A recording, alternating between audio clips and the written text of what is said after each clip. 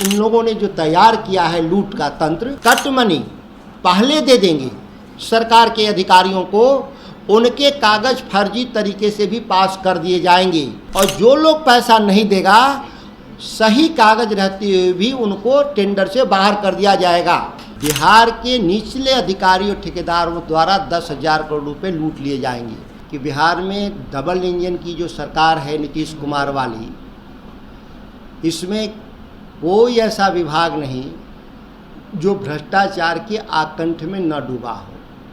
उसी कड़ी में आज ग्रामीण कार्य विभाग के बारे में बताना चाहता हूँ, खुलासा करना चाहता हूँ कि जिसके जिम्मे बिहार में ग्रामीण सड़कों के निर्माण की जिम्मेदारी है और बिहार के भीतर चुनावी साल होने के नाते, चुनावी साल होने के चलते इस विभाग का जो बजट है वह 3 से 4 गुना बढ़ा दिया गया है।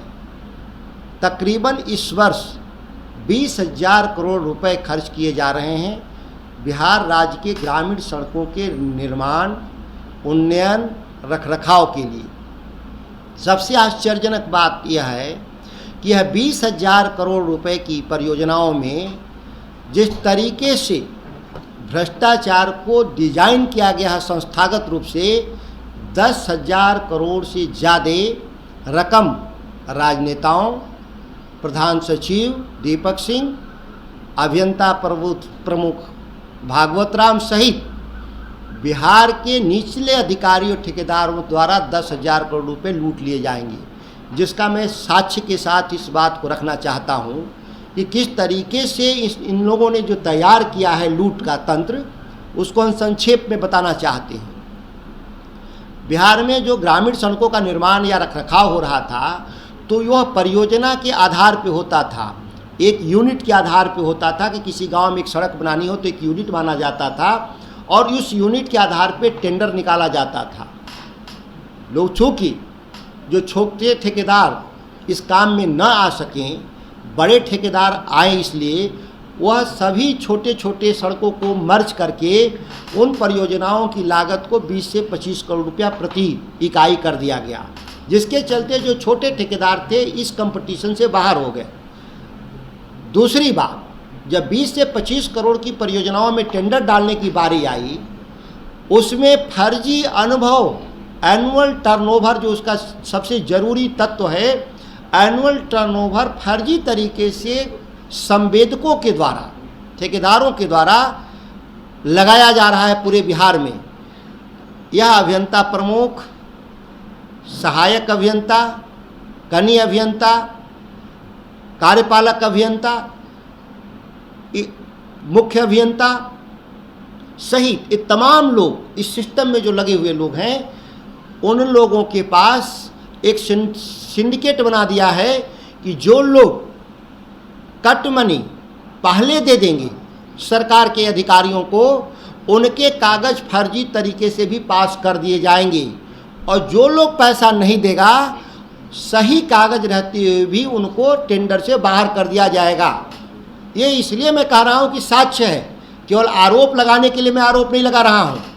और इस मामले में एक उदाहरण के साथ मैं बताना चाहता हूँ कि VS कंस्ट्रक्शन सड़क निर्माण के लिए भभुआ में एक रोड के लिए एक ग्रुप ऑफ रोड के लिए उन्होंने डाला, जिनका एनुअल टर्नओवर मात्र 54 करोड़ और 54 लाख और 66 लाख रुपए था 2 साल में। 2021-22 में उनका 66 लाख और 54 लाख था, लेकिन उन्होंने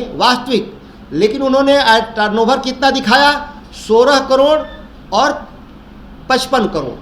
अब समझ में नहीं आया कि जिसकी क्षमता 54 लाख 66 लाख है, वह एक फर्जी सर्टिफिकेट के जरिए VS कंस्ट्रक्शन विभाग में कागज जमा करता है कि हम 55 करोड़ रुपए और 16 करोड़ रुपए का हम काम किए हैं। जबकि यह टर्नओवर का जांचने का एक ही तरीका है कि उन्होंने GST कितना भरा। GST का जो पोर्टल है वह पब्लिक डैशबोर्ड है जिसमें कोई भी जाके देख सकता है कि कौन कंपनी कितना जीएसटी भर रही है। जब विभाग के पदाधिकारी कार्यपालक अभियंता के सामने जब साक्ष्य था सरकार का, तो एक लिखित दस्तावेज जो फर्जी था उसके आधार पर उन्होंने टेंडर पास करने का काम किया। यह जब मेरे संज्ञान में जब आया, मैं एक उदाहरण दे रहा हूँ, इस तरह के सैकड़ों उदाहरण है मेरे पास। मैंने इसकी जांच के लिए 9 अप्रैल को प्रधान सचिव दीपक सिंह को मैंने दिया कि इसकी जांच की जाए, ये फर्जीवाड़ा पूरे बिहार में हो रहा है। दीपक सिंह ने अभियंता प्रमुख भागवत राम को दिया। भागवत राम उसी कार्यपालक अभियंता के यहाँ जांच के लिए भेजा जो टेंडर किया था। जांच के बाद वही कार्यपालक अभियंता साक्ष्य सहित बताता है कि जो एनुअल टर्नओवर कंपनी के लिए दिया गया है, जिसको पहले वो सही कहा था, उसको कह रहा है कि गलत हुआ है। अपनी गलती स्वीकार कर लेता है कार्यपालक अभियंता जांच में, दोबारा जांच में।